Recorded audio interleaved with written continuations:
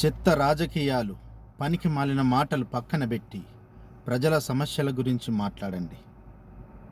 రాజకీయ పార్టీలు కానీ, ప్రభుత్వ అధికారులు కానీ ప్రజల కోసం, దేశం కోసం పని చెయ్యండి. మీకోసమో, మీరు ఆర్థికంగా ఎదగడం కోసమో కాదు.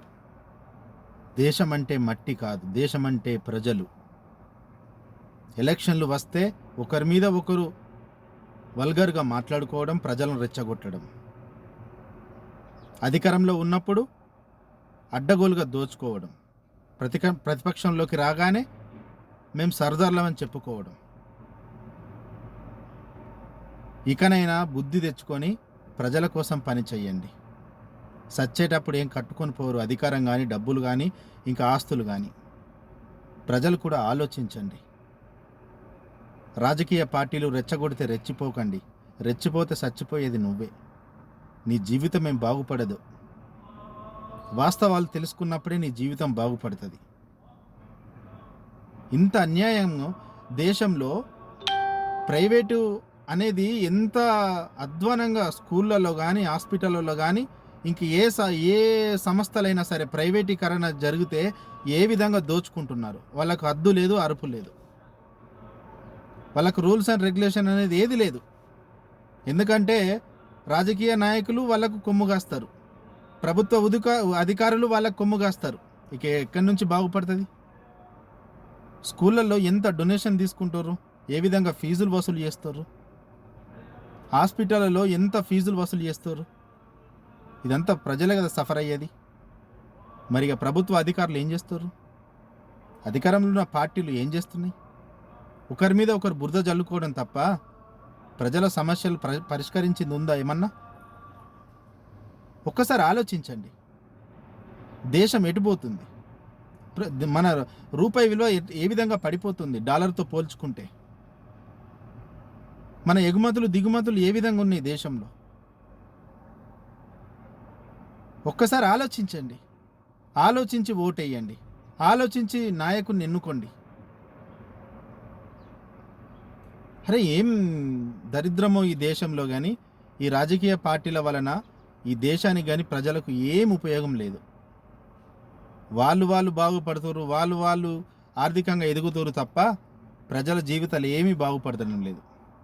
ప్రజలు వాళ్ళు కష్టపడి రూపాయి పోగేసుకొని ఇంత ఇల్లు కట్టుకోవడమో, లేదా పిల్లలకు పెళ్ళిళ్ళు చేయడమో, చదివించడమో, వాళ్ళ కష్టాలు వాళ్ళే పడుతారు తప్ప ఏ అధికారులు కానీ, ఏ ప్రభుత్వాలు కానీ వాళ్ళ జీవితాలు మారుస్తలేవు.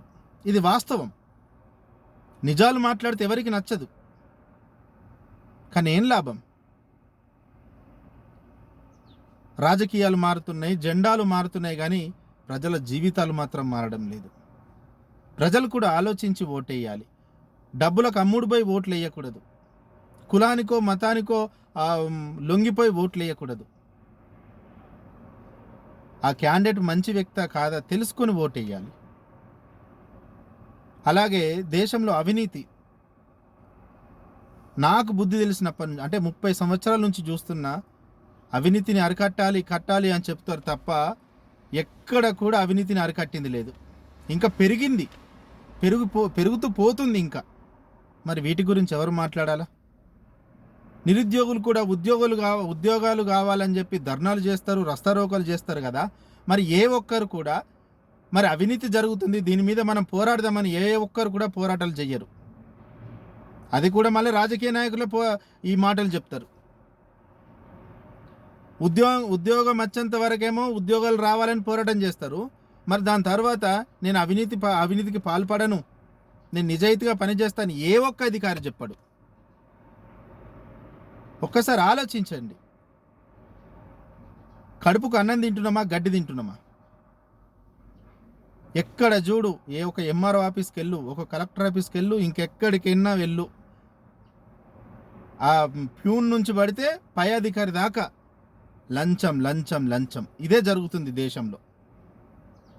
దీని గురించి ఎవరు మాట్లాడరు. దీని గురించి ఏ సోషల్ మీడియా, ఏ టీవీ ఛానళ్ళు ఏవి చూపించవు. ఎందుకంటే వీళ్ళు కూడా అమ్ముడుపోతారు కాబట్టి. మీడియా అంటే ప్రభుత్వాలు కానీ, అధికారులు కానీ భయపడాలి. నిజాయితీగా పనిచేసే విధంగా ఈ మీడియా వాళ్ళను అరికట్టవచ్చు. కానీ వీళ్ళే రాజకీయ పార్టీలకు అమ్ముడుపోతారు, పెద్ద పెద్ద అధికారులకు అమ్ముడుపోతారు. ఇక ఎక్కడి నుంచి, ఇక సోషల్ మీడియా వచ్చి నుంచి ఏమైనా బాగుపడుతుందని అనుకోవాల్సింది పోయి ఇంకా భ్రష్టు పట్టిపోతుంది. సోషల్ మీడియా వచ్చి నుంచి వాస్తవాలు ప్రజలకు తెలియజేయరు, అవాస్తవాలు ప్రజలకు తెలియజేస్తారు. అదే నిజమని. ఇగో ఇది జరుగుతుంది దేశంలో. చదువుకున్నవాడు కూడా మాట్లాడితే కులము మతం పేరుతోటి. నీ కులము నీ మతము నీ ఇంటి దాకే ఉండాల.